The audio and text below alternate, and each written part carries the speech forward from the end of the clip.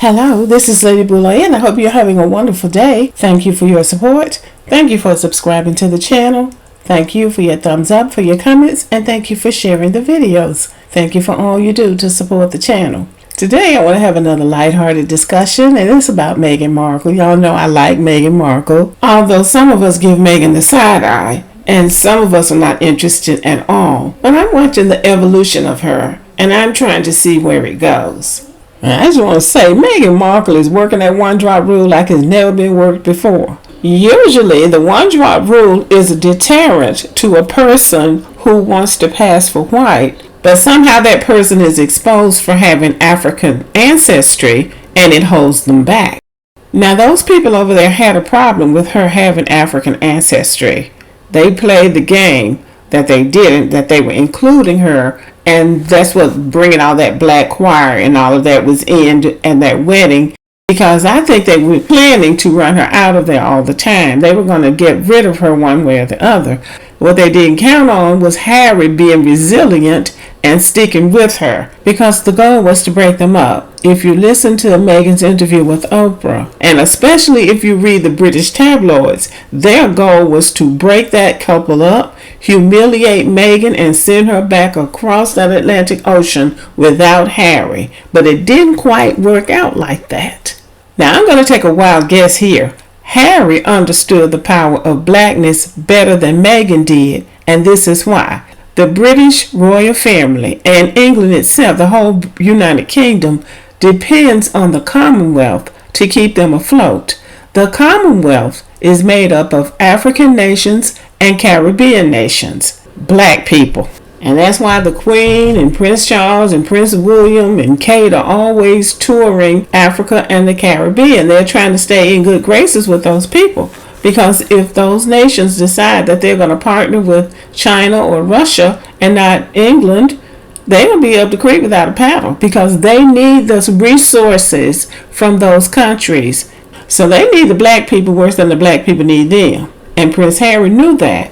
And that interview that Meghan did with Oprah Winfrey, where she said that one of them jokingly asked Harry how dark the baby's skin was going to be, that did damage to their royal family, because Meghan and Harry, Meghan is almost white and Harry is white. So how dark would the child be? So if they're concerned about how dark that baby was, what must the people who are actually black in Africa and the Caribbean think? So that interview did damage to the royal family.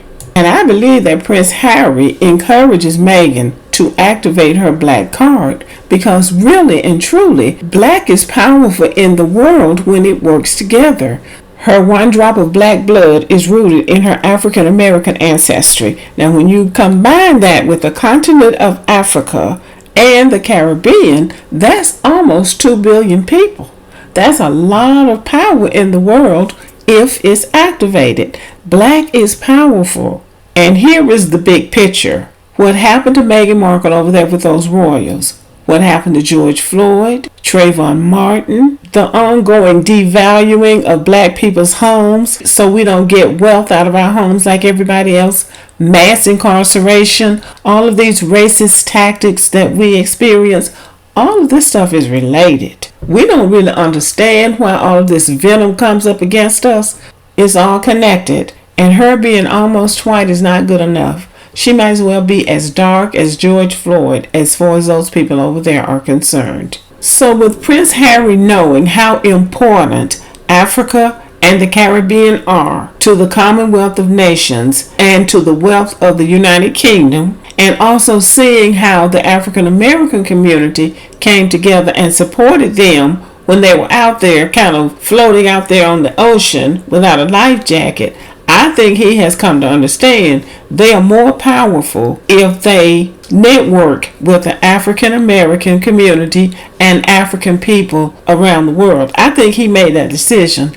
I think they thought it through, and I think they're playing a clever hand. Harry and Meghan won the NAACP's President's Award last year for their distinguished public service and philanthropic contributions. Now that was a political move, because does anybody think that the NAACP just automatically thought of Harry and Meghan? No, they probably did some behind the scene maneuvering, because that is a high profile organization. But even though it's a high-profile organization, normally we wouldn't have known who even received that award. But because it was Harry and Meghan, it was shown all over the world. It was all over the internet news. It was well known enough that the British press took nasty snippets of it. Oh, they won an NAACP award. Well, yeah, and that's important when you're trying to build a presence as philanthropists and public servants. And that's what they're trying to do. And there was Harry in his black tie regalia thanking the NAACP for that award and thanking the black community for supporting them when they came to America. Now I'm going to stop and do this public service announcement. Meghan Markle needs to be reminded that she has ridden in and found a safe landing with black Americans' support.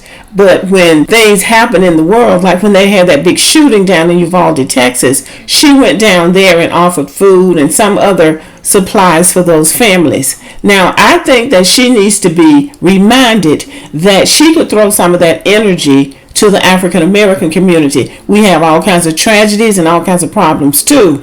And I don't think it's right for her, and I think somebody needs to point this out to her, for her to just take advantage of what the African American community can do for them in terms of receiving awards and attention and using wealthy black people to help them get over a hump. But then when they have something to give, then they're going to take it and give it to another community. I think somebody needs to point that out to her. And the reason why many to most black Americans don't have any interest in her anyway is because we, and I include myself in that, can't see why she would want to be involved or married into an institution like the British royal family. But since she is in that high profile of an environment, she should also think about her mother's people. I'll put it like that. But they're going to incorporate her one drop of black blood into whatever it is they're trying to do because black culture works. It is reliable. There's interest in them as runaway royals, but I believe that one of the reasons that Meghan and Harry were able to broker those deals with those cable network companies is because Meghan can access the African American community because that's who's driving entertainment in America, and it is America's #1 export. So they know that that little one drop of black blood that she has can bring in other black people. Case in point. Meghan's latest venture is that she has launched a podcast on Spotify called Archetypes. And in this podcast, she's exploring labels that hold women back. So Joe Rogan also has a podcast on Spotify. And this is somebody that black people don't like. They say he's a racist. He throws the N-word around. He does a lot of right-wing talking points. And when he's called on, he basically says, I would do it because I want to, because I can. So black people don't like him. But he has had the #1 podcast on Spotify for the longest. Well, this week, when Meghan launched her podcast, she toppled him. So Meghan is #1 on Spotify right now. But guess what she did? She worked that one drop rule again. She brought Serena on there, Serena Williams, who's the greatest of all times in tennis. And she's announced that she's retiring soon. And they had their conversation. And I actually listened to it and it was pretty good. But anyway, Meghan toppled Joe Rogan. So we can applaud her for that, if nothing else.